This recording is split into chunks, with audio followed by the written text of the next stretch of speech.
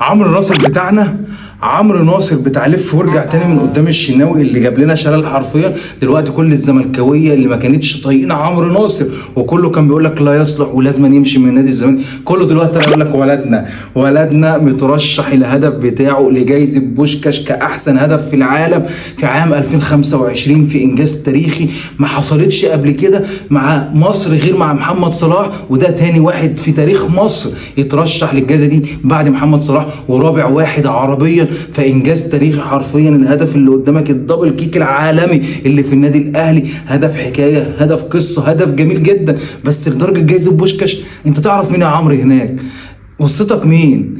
انت تعرف مين؟ قول لي. اصل انت اللي جون كتير ومفيش اكتر من اللي حلوه في العالم، وبدل الجون 1000 جون. انك يترشح الهدف بتاعك ده هو هدف حلو وكل حاجه، بس يعني يوصل لجائزه بوشكاش، لا دي نطمك، ده عيالك بقى، ونقعد بقى ونستنى كده ونتكلم بقى.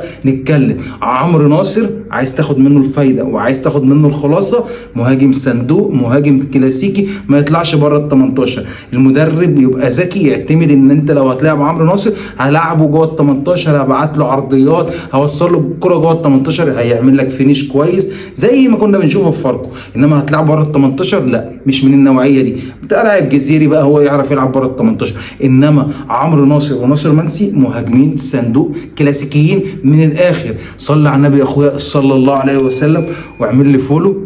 سلام.